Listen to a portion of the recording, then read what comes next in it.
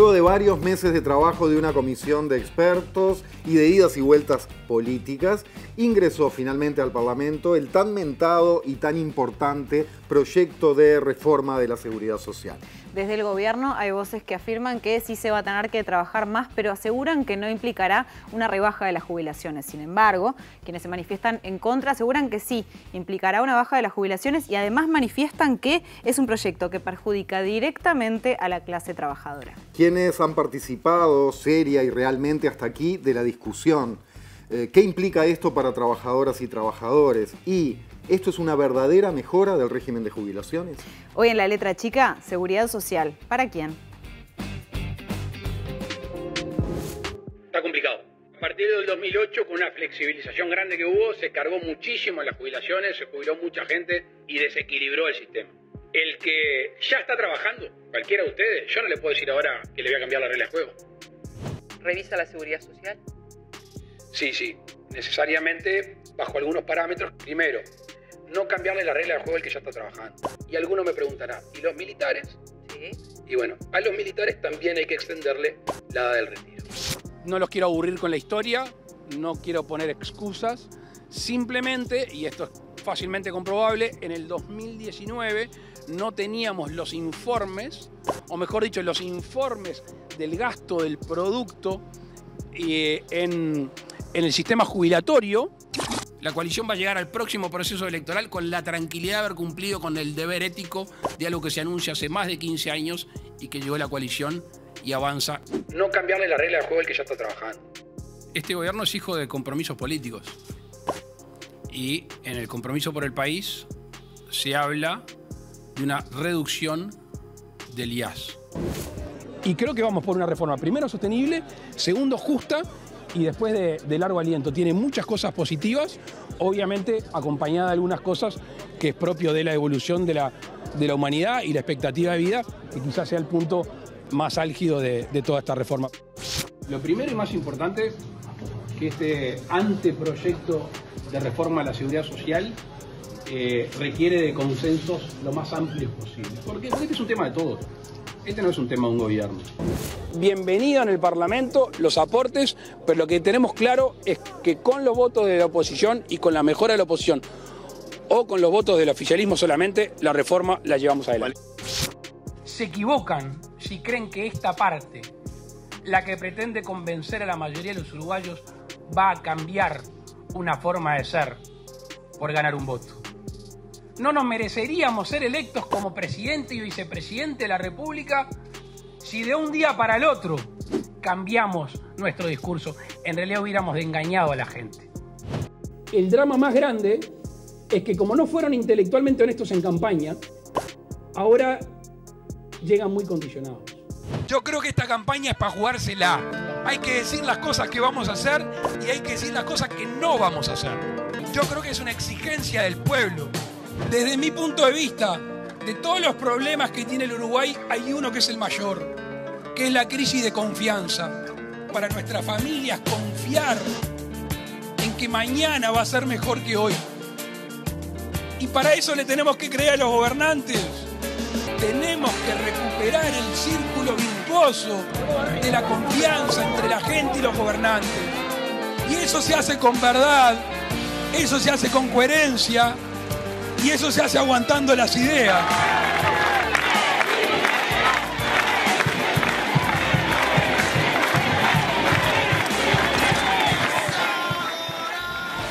Pero muy buen comienzo de semana. Bienvenidos, bienvenidas a esta nueva propuesta de La Letra Chica. Jorge Temponi, ¿cómo estás? Maite Sarasola, muy bien. ¿Y tú? Muy bien. Hoy vamos a estar hablando, como ya vieron, de la reforma de la seguridad social, de este proyecto que se presentó. Les recordamos que pueden comentar, hacer preguntas en Twitter, hashtag La Letra Chica, y nuestra cuenta es @LaLetraChicaTV. Siempre me confundo. Es un área de... No, hoy no. Hoy no. Capaz que lo tuve que pensar un segundo. Casi siempre, al menos, entonces.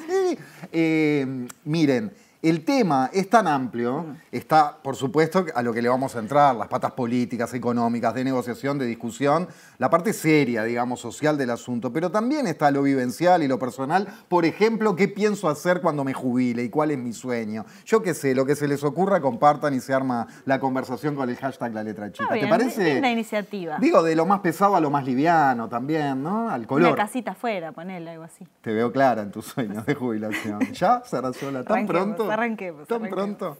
Bien, tan pronto recibimos en el programa para ordenar un poco el tema porque tiene muchas puntas, la reforma trata muchos temas y muchas cuestiones técnicas. Le deseamos mucha suerte entonces para explicarlo también de paso a Mariana Cianelli, periodista y columnista de este programa.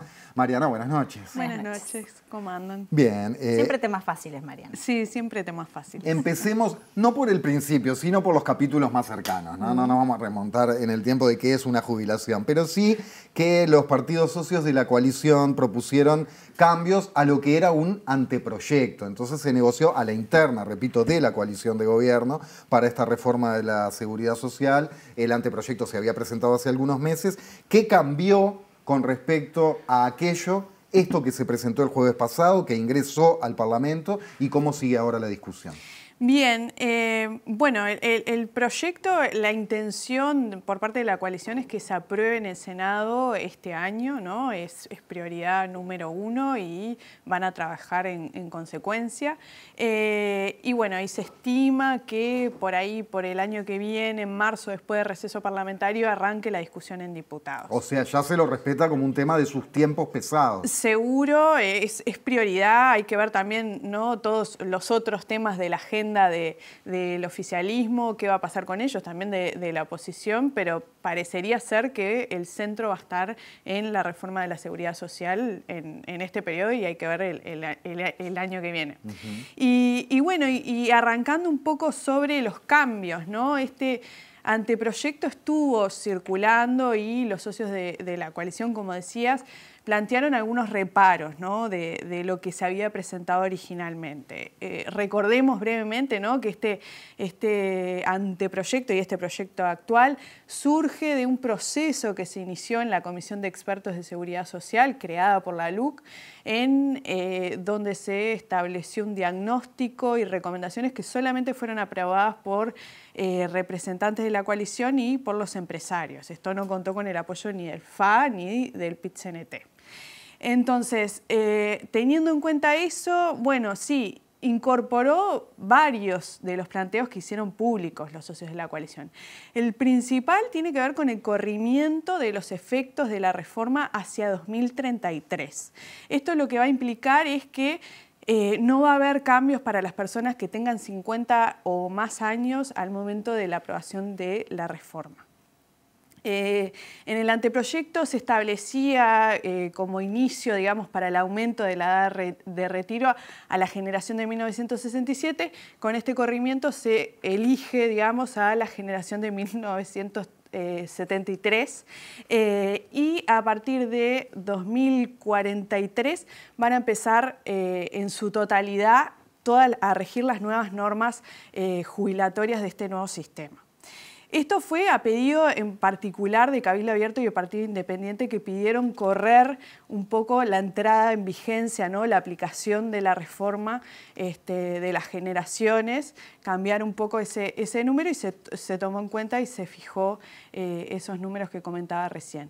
Después hay otro aspecto que tiene que ver con los aportes al BPS y a las AFAP, el porcentaje de aportes.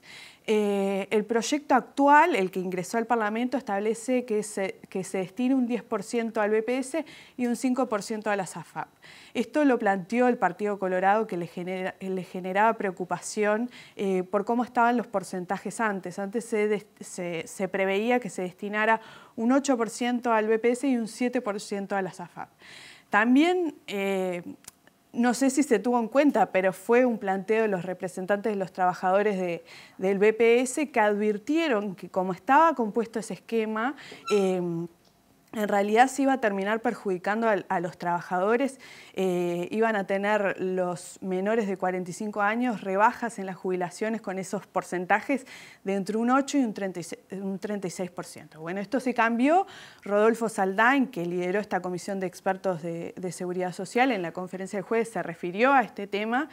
Y lo que dijo es, bueno, los cálculos, digamos, que hacían los representantes de los trabajadores del BPS en su momento eran sobre el anteproyecto, ahora hay nuevos números. Bueno, hay que ver más adelante qué impactos tiene estos cambios, ¿no?, de porcentajes en la distribución.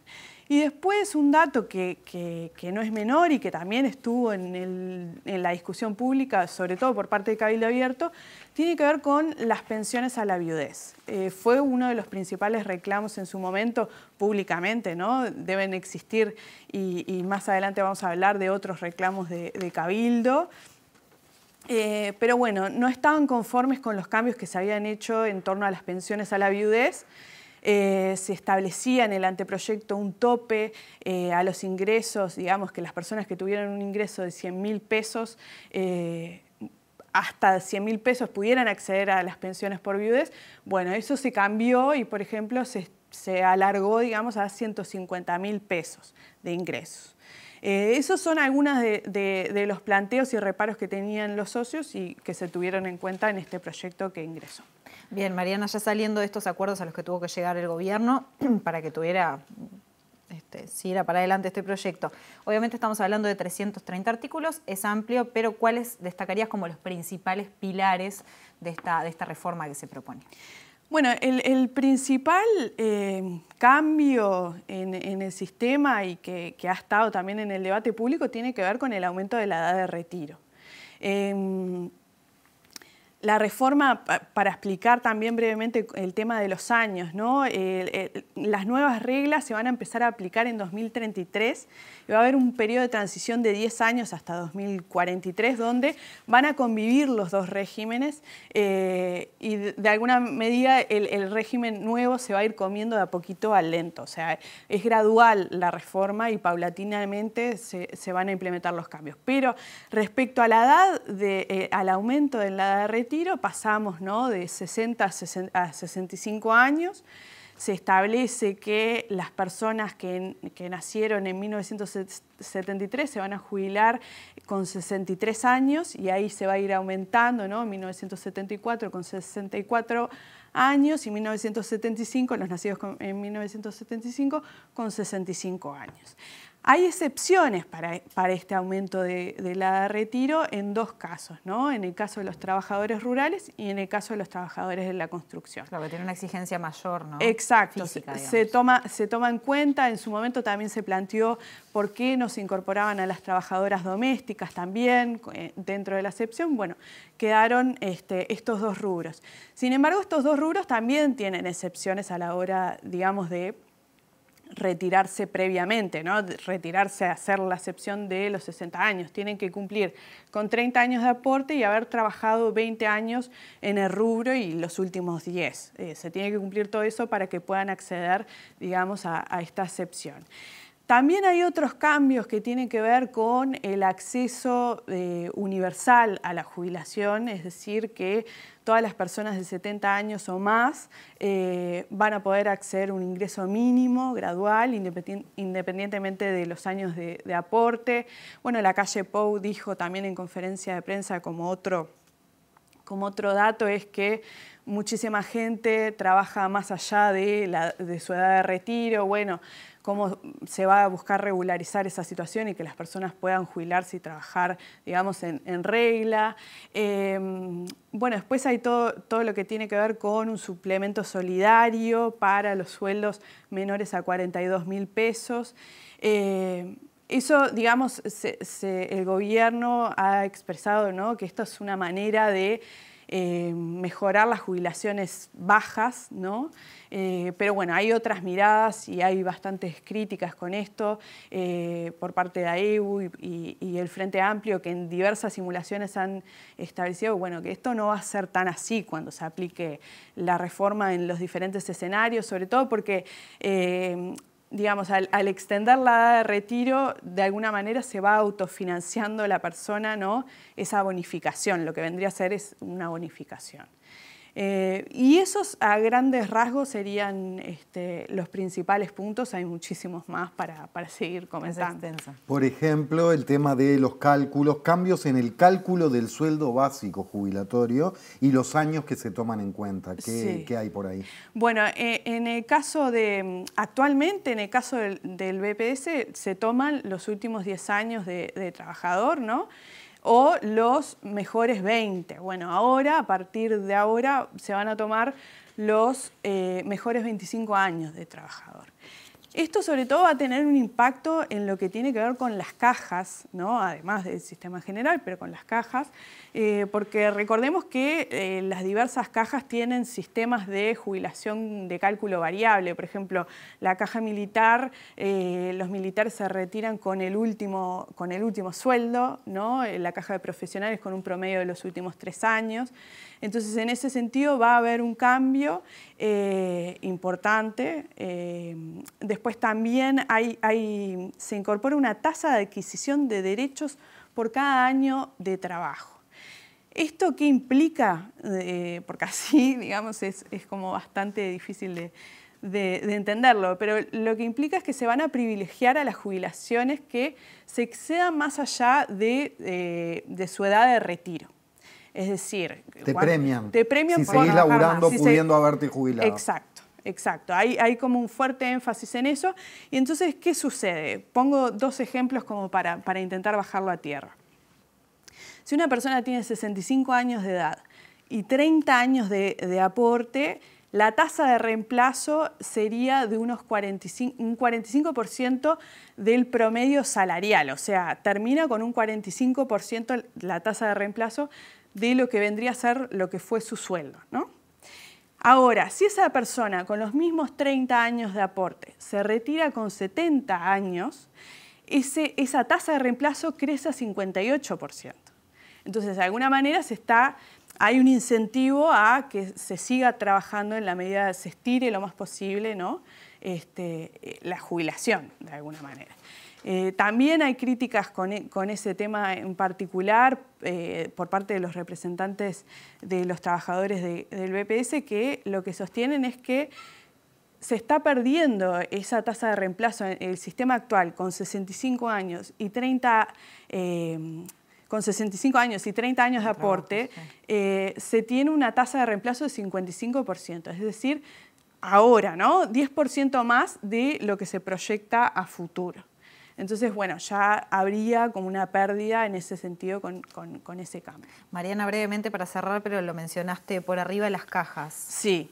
Bueno, las cajas, como brevemente, ¿no? Partimos de un diagnóstico que es déficit, ¿no? Tienen un déficit en el mediano plazo y una situación financiera muy complicada. En el caso de la caja notarial y la caja de profesionales, el gobierno va a enviar un proyecto de ley al Parlamento, proyectos de ley al Parlamento para atender las urgencias que necesitan esas cajas. Y como breve dato, bueno, la caja militar, ¿no? Que es uno de los grandes temas, ¿no? También estuvo Cabildo ahí metido, ¿no? Estuvo también Cabildo Abierto, que la diaria informó hoy que pidió que se contemplara, digamos, que la edad de retiro obligatoria se bajara para los cargos, digamos, para más bajos, ¿no? Entonces, por ejemplo, los cabos, entre el anteproyecto y el proyecto actual, retiro obligatorio pasó de 58 años a 55 años. Sería interesante también ver a cuántas personas, a cuántos militares abarcaría esos cambios, ¿no? Y cuál es el impacto de esto. Mariana Cianelli, como siempre, muchísimas gracias. Muchas gracias. Por supuesto que, como siempre en La Letra Chica, seguimos en el tema hasta el final del programa. Se viene una visión económica en el próximo bloque. Sí, en el próximo bloque vamos a estar hablando con Gonzalo Zunino, director del Centro de Investigaciones Económicas, director de CIMBE. Y para el último bloque, ya les vamos adelantando, se vienen los representantes de los trabajadores y de los jubilados en el BPS. No se vayan. Ya venimos.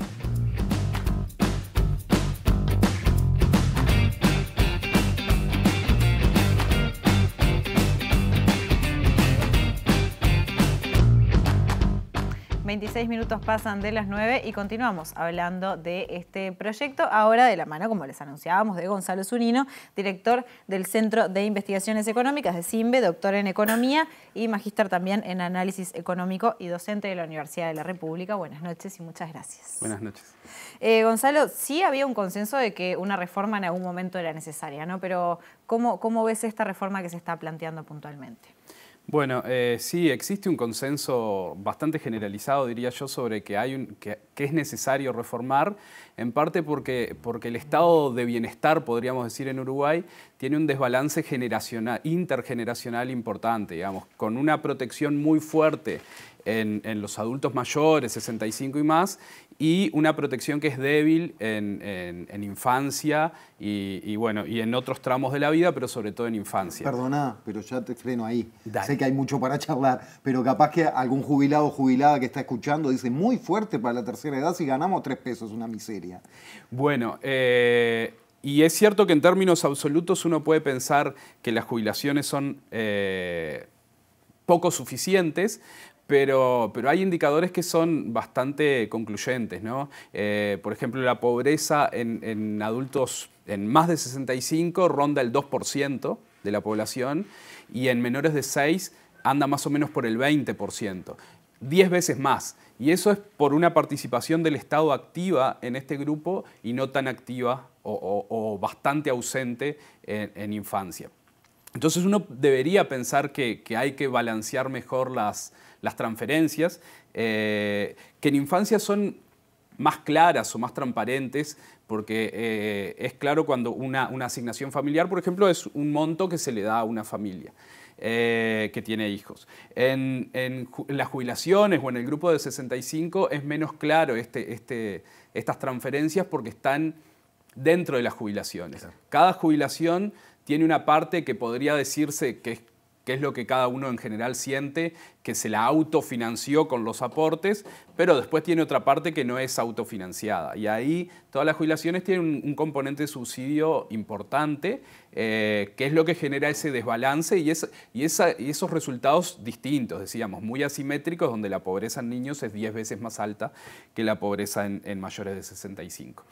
Entonces, a esto se le agrega una dificultad que es el avance de la transición demográfica, que hace que cada vez va a haber una proporción más alta de la población de 65 y más. Entonces, si no se hacía nada o si no se hace una reforma, lo que se proyecta es que el gasto en pensiones, en jubilaciones y pensiones va a continuar creciendo y en el correr de las décadas se van a necesitar algo así como 3 puntos adicionales del PBI para financiar estas jubilaciones y pensiones.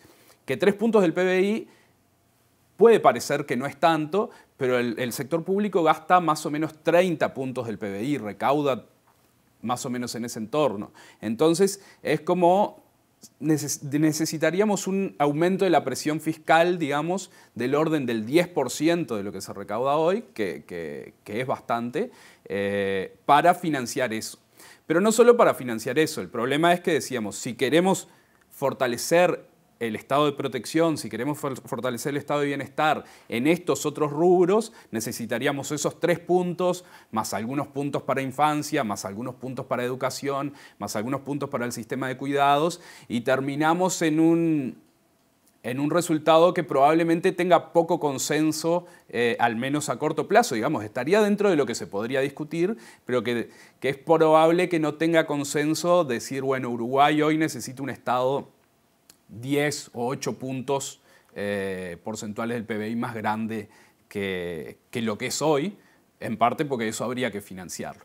De ahí que la discusión es, bueno, rebalanceemos el gasto y en ese rebalanceo del gasto implica tratar de contener el gasto en jubilaciones y pensiones para evitar que esa proyección creciente se concrete. Sobre todo porque decíamos, los ingresos del sector público evolucionan básicamente con el PBI. Si necesitamos 3 puntos más, hoy no los tenemos. O sea, para poder conseguirlo se requiere incrementos impositivos hacia el futuro que permitan conseguir esos ingresos. Bien, ahí llegamos a la segunda parte de la pregunta de Maite, que es clave. Es decir, bien, entendido ese panorama, ¿qué te parece o qué les parece desde el CIMBE esta reforma, este proyecto?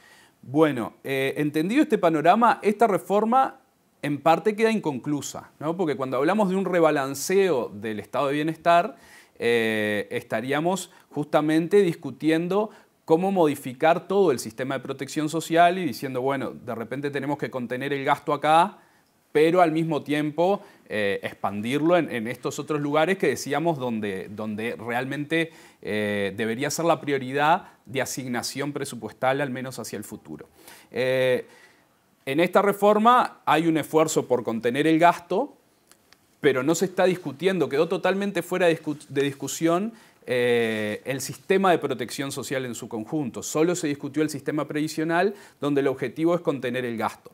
Entonces, por decirlo de alguna forma, al final del día no sabemos si estamos discutiendo un rebalance del estado de bienestar o si lo que estamos discutiendo es simplemente un achicamiento del estado de bienestar, ¿sí? Porque estamos con una reforma que apunta a contener el gasto en un lado, de lo otro que decíamos que era necesario rebalancear, en principio no decimos nada porque quedó fuera de la discusión, y además surgen algunas propuestas alternativas como rebajemos el IAS o rebajemos el IRPF. Entonces, al final del día decimos, bueno, necesitamos un rebalance.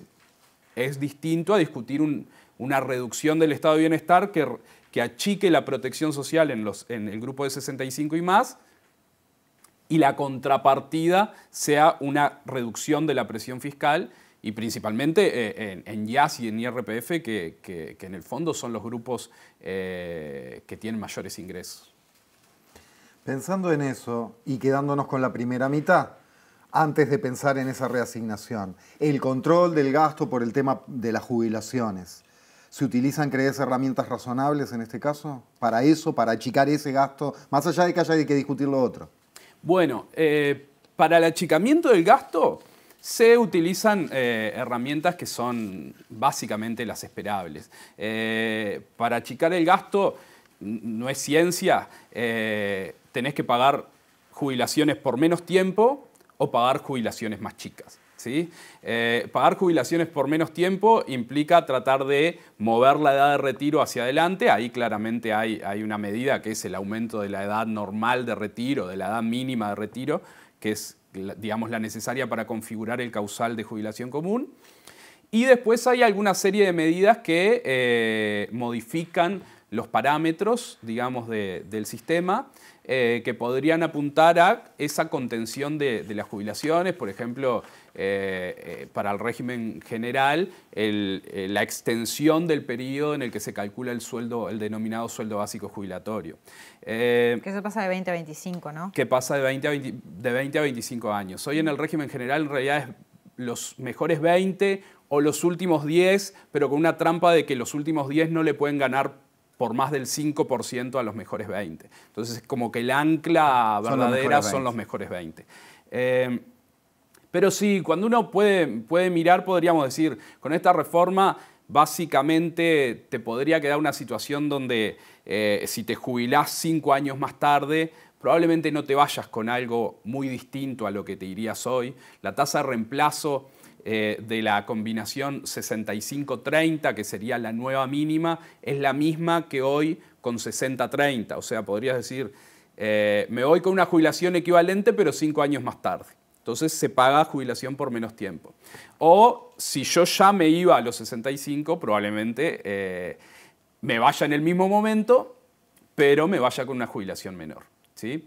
Esos son como los canales habituales de contención del gasto. Ahí no hay mucha novedad. Sí quedó una suerte pendiente de discusión por el lado de los ingresos, sí, que no se modifica nada en el tema de los ingresos, y había cosas para discutir, había regímenes excepcionales, había, como puede ser los aportes patronales en el sector agrícola, todo lo que es tributación por ingresos fictos, digamos, en los trabajadores independientes de BPS, tampoco se discutió, bonificaciones. O sea, en términos de lo que son los ingresos del sistema, creo que se podrían haber tapado algunos agujeros y en realidad no se discute nada en esta reforma. O sea, que sería más como pensar en una redistribución o cómo. No, digamos, porque podríamos pensar, bueno, si el problema es esa trayectoria del gasto, bueno, podría intentar subir los ingresos. solucionando algunos agujeros que hoy tiene el sistema. Por ejemplo, el caso claro que se ha discutido mucho es los aportes patronales del sector rural. Son muy bajos, ¿sí? Tiene un sistema distinto de aportación, no es por el salario, digamos, de los trabajadores, sino que está en función de la cantidad de tierra que explota cada productor agropecuario. Pero al final del día, cuando se sacan las cuentas, en términos de los salarios, los aportes patronales en el agro rondan el 2%, cuando los aportes patronales en el régimen general son del 7,5%. O sea, estamos como 5,5 puntos abajo de lo que sería lo establecido para el régimen general. Y eso no se tocó para nada. Y eso no se toca. En realidad se crea digamos, como una agencia que va a discutir esto para evaluarlo en el futuro, pero en concreto hoy no se toca nada. Perdón, pero me parece grande la diferencia, ¿no? De 2% el aporte patronal de trabajo rural a un 7% más o menos el resto, decías. Sí. ¿Tiene una explicación esto, más allá de que puede ser una explicación histórica, de que las reglas de juego las crearon los terratenientes, pero hay alguna otra a la que podamos acceder o que sepamos? Bueno, no, a ver, ¿por qué hay tanta diferencia? Digamos, el agro tiene como una estructura diferente de aportación patronal que en el fondo tiende a penalizar a la explotación muy extensiva. ¿Sí? Porque si yo tengo como los aportes los pago en función del predio, si yo tengo un predio muy grande y básicamente no ocupo gente, si pagara por nómina pagaría muy poco. Hoy, como pago en función de las hectáreas, termino pagando un poco más. Y las explotaciones chicas, quizá intensivas en mano de obra, con este régimen se benefician.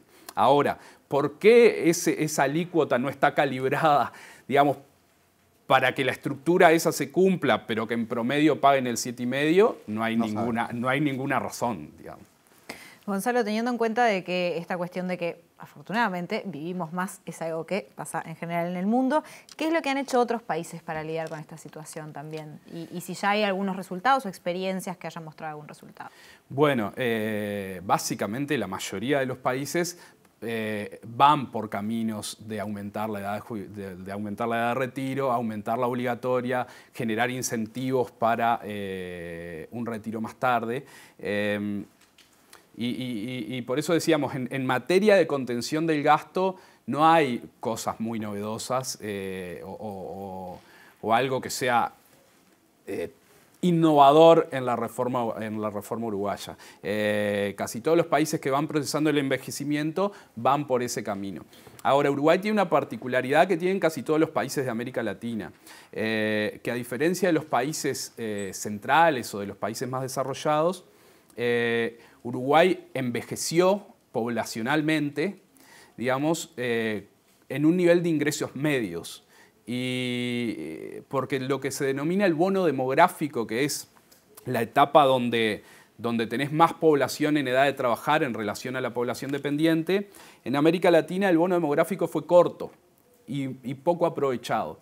Eso hace que Uruguay llegue a este periodo de envejecimiento poblacional con un nivel de ingreso que no es del todo suficiente y con una distribución del ingreso mucho peor a la que hay en los países centrales. Entonces, en los países centrales hay más posibilidades, digamos, de financiar mejores jubilaciones y pensiones con las mismas cargas sobre los salarios, digamos, de los aportantes, porque son salarios mucho más productivos, mucho más altos.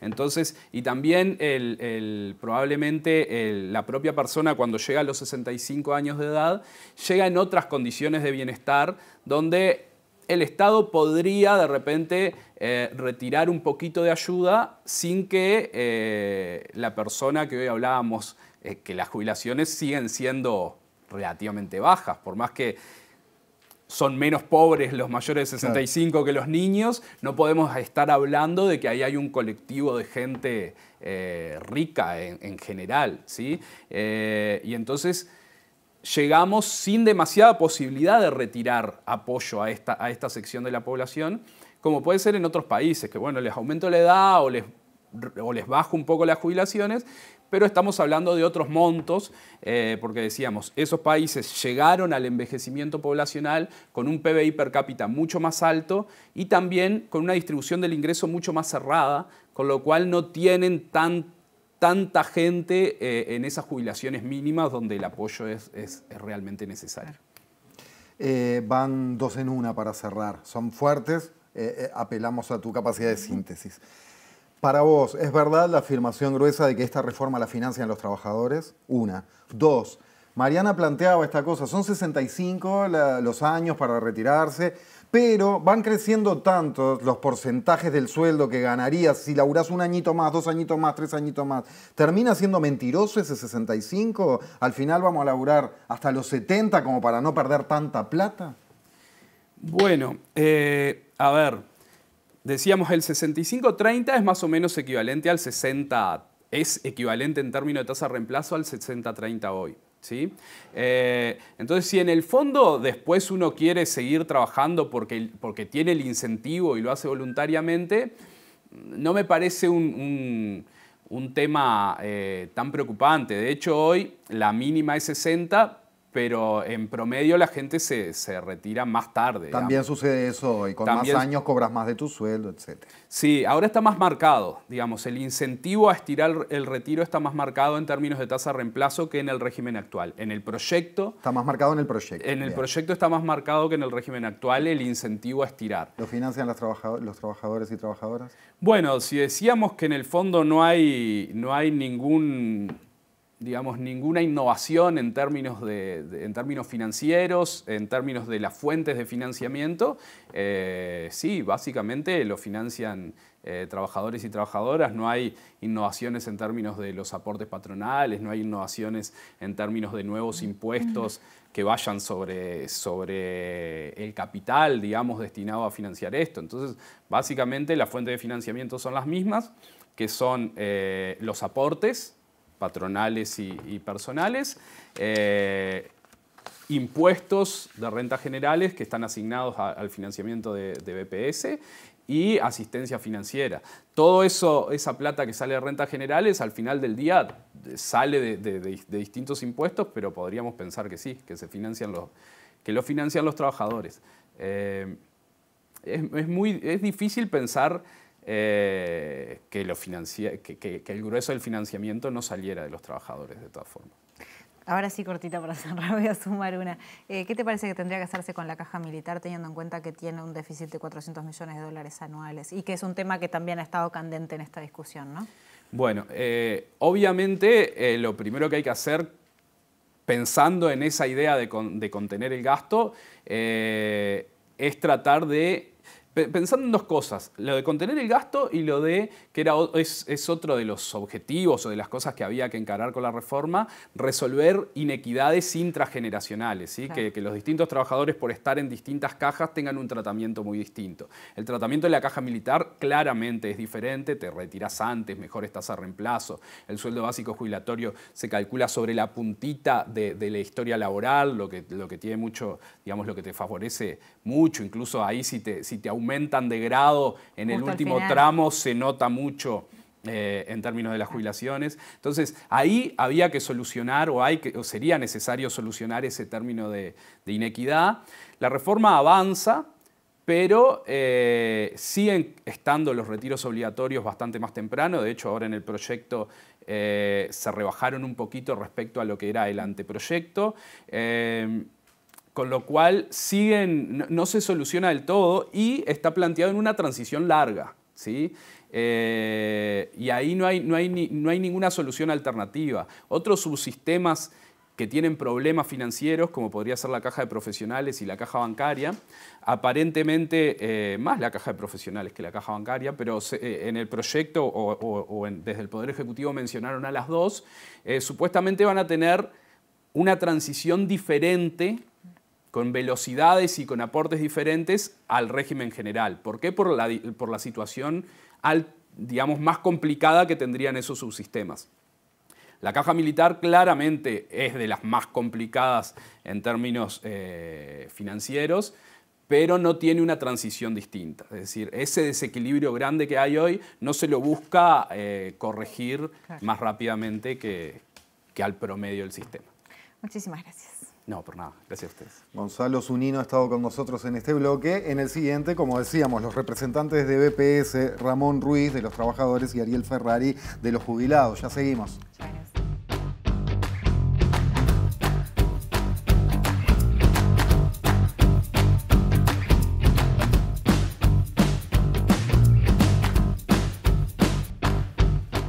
Seguimos en La Letra Chica y entramos en el último bloque de este lunes. Estamos en vivo en la pantalla de TV Ciudad y siguen circulando sus mensajes con el hashtag La Letra Chica por Twitter. Y recibimos, como anunciamos en reiteradas oportunidades en la noche, a los representantes del BPS, del directorio del BPS, de los trabajadores y de los jubilados. De los trabajadores, Ramón Ruiz, buenas noches, gracias. Buenas noches. Muchas gracias por la invitación. Y de los jubilados, Ariel Ferrari, buenas noches, gracias. Buenas noches, un gusto. Empecemos por una evaluación general o primeras sensaciones, por utilizar una palabra muy genérica del periodismo. ¿Sensaciones acerca de este proyecto iniciales? Que es una ley injusta. No hablamos de una reforma de la seguridad social cuando esto es un derecho humano. Por lo tanto, los derechos humanos y la Organización de Naciones Unidas en su declaración los integra, entre ellos la seguridad social, y hay que cumplirlos. Acá se ponen como antecedentes temas de financiamiento, de sostenibilidad, del envejecimiento de la población, y uno cuando va a ver qué contiene la ley, y ahí lo injusto, no hay modificaciones del financiamiento, el economista Zunino lo decía, no hay ningún artículo que hable cómo damos respuesta al envejecimiento, a la calidad de vida de los adultos mayores.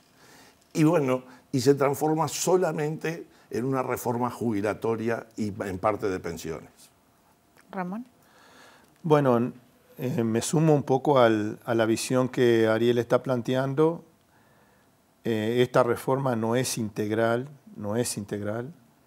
La seguridad social es mucho más que jubilaciones y pensiones. Nosotros siempre decimos que está presente en la vida, durante la vida del trabajador y la vida de los integrantes de la familia del trabajador. Entonces, hay en esta propuesta muchos perdedores, muchos perdedores. Nosotros estamos ahora trabajando en cuál va a ser el impacto que va a tener la aplicación de esta reforma cuando esté en su plena vigencia, digamos, ¿no? ¿Haciendo como una simulación, eso qué? Sí, ya nosotros hicimos un informe sobre el anteproyecto y el doctor Saldain muy diplomáticamente dijo que íbamos a tener que hacer los números otra vez. Bueno, los estamos haciendo y ya estamos en condiciones de afirmar que este proyecto de ley tiene, digamos, un impacto en algunos casos peor que el anteproyecto de ley. Y yo decía, hay muchos ganadores y hay muchos perdedores y hay prácticamente un solo ganador, que son las AFAP. Se le amplía el negocio y se establece, digamos, un proceso, digamos, que se consolida el régimen privado, obligando a los futuros trabajadores a estar afiliados en un sistema que ya demostró que fracasó. El gobierno equivocadamente sigue insistiendo con la privatización y eso está demostrado que no da resultado. El BPS paga de promedio 30.000 pesos, el promedio de las pasividades en el BPS, y las AFAP pagan de promedio 7.000 pesos. Pero sin embargo se sigue insistiendo con avanzar en la privatización del sistema de seguridad social. Un detalle sobre eso, ¿cómo es la relación entre el proyecto y la realidad actual? Porque se ha hablado mucho de las AFAP y a veces vale la pena pasar en limpio. ¿En qué están las AFAP hoy? La elegibilidad, que sean optativas u obligatorias, ¿y qué plantea el proyecto? Bueno, el proyecto de ley cambió la distribución, lo decían recién en la presentación del programa, porque en el anteproyecto, digamos, la relación era que de los 15 puntos que aporta el trabajador, 8 venían para el BPS y 7 para la FAP. En el proyecto definitivo esa relación es 10 para el BPS y 5 para la FAP. Esto incluso se ha de alguna forma promocionado diciendo que va a mejorar el resultado de las futuras jubilaciones. Pero el tema es que eso se va a aplicar para los nuevos trabajadores. Los que hoy estamos trabajando no vamos a tener esa distribución, por lo tanto no va a cambiar el resultado que tenía la simulación que hicimos con el anteproyecto. Prácticamente se mantiene y en algunos casos empeora. Y recién los que comiencen ahora a trabajar, cuando se jubilen, esos recién van a estar, digamos, se va a ver el impacto que va a tener esa distribución de 10 a 5. Por ahora no va a tener ningún impacto. Hay un tema que es central. ¿Cómo es el mundo del trabajo? ¿Cómo se financia la seguridad social? Y no hay modelo de seguridad social que se perpetúe. Hay cambios en las relaciones laborales, hay a veces situaciones como fue la de la pandemia que impactan y tiene que dar una respuesta. Y en el financiamiento lo mismo. Hoy no se habla de que hay más de 250.000 informales que no solo no tienen derecho a la seguridad social, aunque a veces contribuyen cuando pagan IVA, porque 7 puntos del IVA van para el BPS, y eso es un impuesto regresivo que había que analizarlo, o cuando tenemos más de 150.000 desocupados y uno no encuentra políticas de empleo que ayude a crecer la cantidad de puestos cotizantes a la seguridad social y al financiamiento del sistema. Solo, y por eso la injusticia, porque eso es injusta, solo pensando en el recorte o en la postergación de los beneficios y no analizando. Y hasta a veces queriendo confrontar lo que son una generación con otra. A nosotros, adultos mayores, como haciéndonos responsables de que el nivel de pobreza está un poco más por encima del 2%, con la niñez que hay un 24%. Entonces, creo que uno podría pensar, bueno, ¿cuáles son las políticas a la niñez que tiene esta reforma? Y ninguna. No hay políticas que focalicen en la niñez y puedan revertir esa situación, como cuando cambiamos de 100.000 asignaciones familiares a 400.000, porque era un derecho del niño y no solo del padre cuando trabajaba formalmente. Y eso permitió que de un más del 50% de pobreza que había en la niñez bajara al 17%.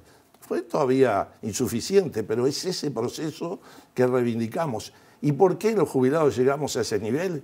Porque hubo 15 años de aumentos en los salarios por encima de la inflación que permitieron crecer los salarios y a la vez acompañan las jubilaciones el crecimiento del salario porque ajustan por índice medio del salario. Pero llevamos 3 años de pérdida que si no se cambia la política, y por eso el 10 de noviembre vamos a hacer una movilización con ONASPU desde el Entrevero a la Plaza Independencia, reclamando que el 3% se mantenga y no fuera un simple adelanto que nos haga perder de vuelta capacidad de compra el 1 de enero, y entonces ahí sí se profundizarán los problemas de desigualdades y jubilados, más de 140.000 que hoy están en 15.700 pesos, puedan volver a retroceder y bajar la línea de pobreza, ¿no? O sea, en un punto hay que dar un debate que implique entender que la seguridad social no son solo jubilaciones. Y bueno, yo creo que eso está claro.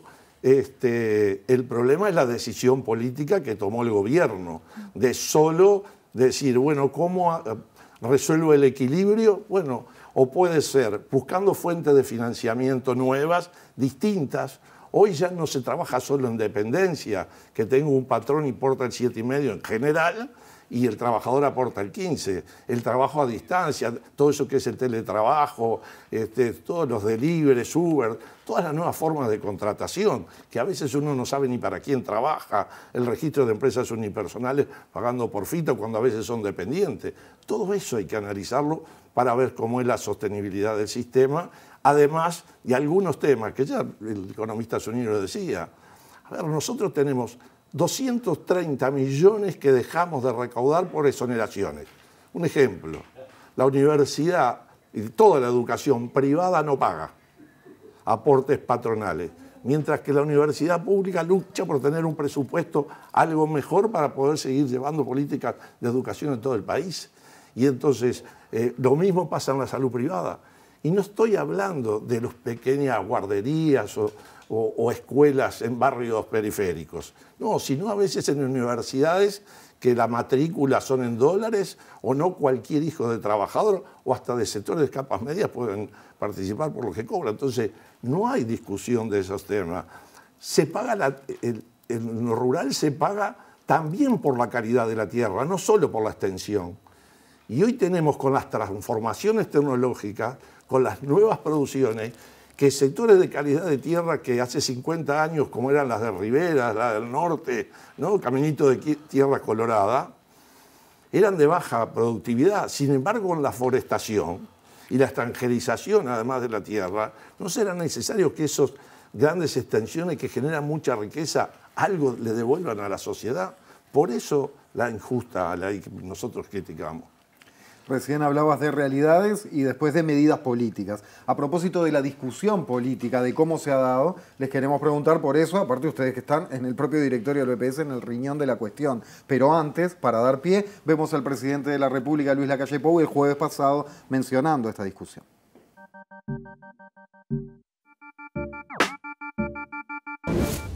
La ley de urgente consideración que crea la Comisión de Expertos en Seguridad Social. Allí se generan los documentos, primeros documentos formales, un diagnóstico, y quiero hacer hincapié en la amplísima participación en esa comisión de expertos, ya sea como expertos en sí mismos o asistentes a las mismas. Casi una centena de reuniones, una centena de expertos nacionales, internacionales, múltiples delegaciones de distinto perfil y obviamente los partidos políticos. De ahí emana un anteproyecto de ley. Anteproyecto de ley, ahí sí, de la coalición de gobierno que no cuenta con aportes de la oposición. Ese anteproyecto de ley es presentado a cada uno de los partidos de la coalición. Hoy el Consejo de Ministros acaba de firmar el proyecto de ley que mañana en la mañana seguramente esté ingresando en el Parlamento. Muy bien, Ramón. Bueno, yo voy a discrepar con el presidente de la República sobre el método que eligió para discutir el futuro de la seguridad social. En realidad no hubo diálogo. No hubo diálogo social y político. Hubo una comisión de expertos que discutió desde el punto de vista técnico, que recibió sí muchísimas delegaciones, pero recibir delegaciones para escucharlo y después resolver no es diálogo. Diálogo es cuando estamos alrededor de una mesa, cuando cada una de las partes propone cosas, realiza propuestas, en algunas cosas vamos a estar de acuerdo, en otras cosas no vamos a estar de acuerdo, pero luego esos acuerdos se llevan adelante. O sea, es un proceso de construcción colectiva, un proceso de construcción con la participación de todos los actores. Esto que se hizo para llegar a este proyecto de ley está muy lejos de ser un diálogo social, al punto que durante el tiempo que estuvieron reunidos los expertos del oficialismo decían que estaban ahí a título personal y que su opinión no comprometía al partido que lo había designado o al gobierno que lo había designado. Y más aún, cuando se le presenta al presidente de la República las recomendaciones, inclusive el diagnóstico, el presidente dice, esto no es vinculante. Es un insumo, pero no es vinculante. Entonces, eso reafirma de que no fue un diálogo social. Cuando se presenta el anteproyecto, que lo presenta el presidente, no lo presenta la coalición de gobierno, el presidente se lo presenta a los partidos políticos de la coalición y se lo presenta al Frente Amplio, y los partidos de la coalición de gobierno dijeron que no habían sido consultados y por eso presentaron propuestas para modificar el anteproyecto que el presidente de la República impulsó. Por lo tanto, no solamente que no hubo diálogo social con las organizaciones representativas de la sociedad, sino que además no hubo diálogo dentro de la propia coalición de gobierno. Y nosotros, tanto Ariel como quien les habla, en noviembre del año pasado nos sometimos a través de la elección para elegir a los representantes sociales, y estas dos representaciones tienen más de 500.000 voluntades que apoyaron no solamente una lista, sino una visión de lo que nosotros entendemos tiene que ser la seguridad social. Ramón, sí. Ariel, sí, ¿qué camino se sigue ahora, ¿no? Teniendo en cuenta que esto ya está en el Parlamento, que se pidió que fuera algo rápido, ¿cómo lo ven? Bueno, la democracia requiere de sus tiempos. Nosotros confiamos que el Parlamento discuta. Sería mejor que se suspendiera esa discusión, porque la comisión de expertos surgió en la ley de urgente consideración. Sí. Jorge ha hablado muchas veces contigo, ahí en la letra chica, en ese proceso de discusión que tenía la ciudadanía. Y había cosas re urgentes, 90 días para resolver esta ley. Y hace 11 meses que la tiene la coalición de gobierno. Por lo tanto, si reivindicamos esos espacios, y hay antecedentes en el 2009, en el 2010, en el 2012, que permitió que muchas de las cosas que logró salvar al país la pandemia era producto de normativas de diálogos anteriores, la flexibilización del seguro de desempleo, el seguro de desempleo parcial, rebajar y crear nuevos derechos jubilatorios a partir de los 65 años. Entonces, la movilización, además, la gente organizada, participando, creo que esta propia expresión que el próximo jueves en la Plaza 1 de Mayo, la intersocial, cuando uno de los principales temas es el rechazo, ¿no?, a una reforma jubilatoria, creo que nos da expectativas de que también se puedan cambiar. Y sí hay que reformar la seguridad social, pero no con este proceso, porque la sociedad en su conjunto, con las organizaciones representativas de trabajadores, de empresarios, de jubilados y los partidos políticos deben tener espacio de convivir y en diálogo resolver. Se abre una etapa de discusión parlamentaria, pero también se abre una etapa de mucha movilización en la calle en defensa de la seguridad social. Porque desde nuestro punto de vista, esto que se propone no es el único camino. Porque cuando se dice que esta reforma es inevitable, nosotros decimos que hay otra reforma posible. Y la otra reforma posible tiene que ser con diálogo, tiene que ser integral, tiene que tener fuentes de financiamiento y tiene que tocar los privilegios a la hora de aportar y los privilegios a la hora de recibir prestaciones. Nos parece fundamental avanzar hacia una seguridad social sin AFAP, porque el sistema financiero lo que busca con la seguridad social es el lucro. El año pasado, las AFAP lograron una ganancia de 12 millones de dólares. Cuando se habla mucho del déficit de la seguridad social, no se mira hacia las AFAP. Cuando se habla del déficit de la seguridad social, no se mira hacia la caja militar. Por lo tanto, nosotros entendemos que hay que construir entre todos el sistema de seguridad social que se merecen los uruguayos. No, un detalle, me quedé con esa cifra de los 12 millones de dólares de ganancia pura, decís, de las AFAP. Exactamente. O sea, que no se vuelcan a los trabajadores que quedan en la empresa AFAP. Y antes de la ley de los cincuentones, era 36 millones de dólares.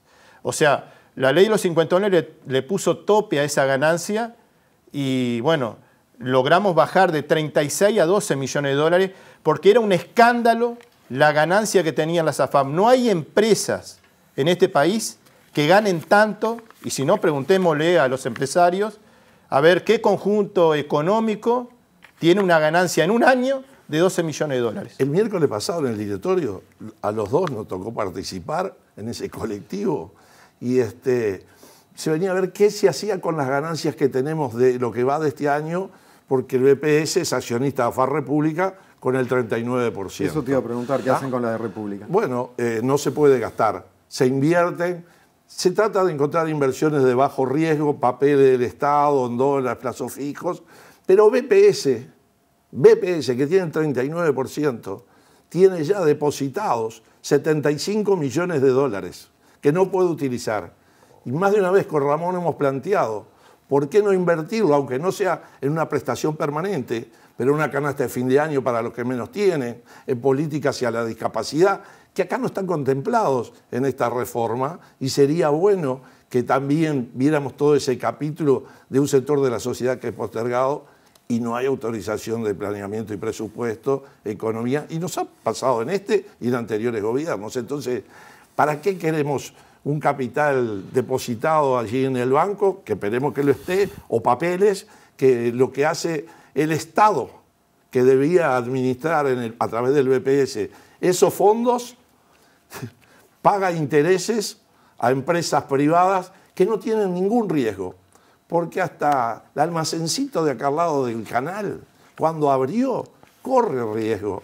Y la pandemia no venían a comprarle y corría riesgo. La FAP no. La FAP espera que le traigan las comisiones, y que le traigan las transferencias. Y cuando le llega la transferencia le saca las comisiones, que es su ganancia. La inversión, el riesgo la corre el trabajador, que al final de su vida de trabajo podrá tener mejor o peor según el resultado que lo tuvo. Por eso es la injusticia que tiene este modelo, que es necesario cambiarlo. Cuando se estaba creando el fondo COVID, le pedimos a la SAFAC que hicieran una colaboración y dijeron que ese no era su objetivo. Y habían ganado 12 millones de dólares ese año. Ramón Ruiz, Javier Ferrari, muchísimas gracias. Un gusto. Gracias a ustedes. Bueno, muchas gracias. Bien, Se viene llegamos al línea final. de 3 porque es lunes, Sarasola. Es lunes y mañana nosotros no vamos a estar porque hay transmisión de la NBA, pero volvemos el miércoles a las 21 horas en vivo por la pantalla de TV Ciudad. Gracias por estar como siempre. El miércoles venimos con Va Ferreira bajo el brazo, ¿eh? Capítulo 3 de 3. Exacto. Hasta el miércoles entonces. Gracias. Chau.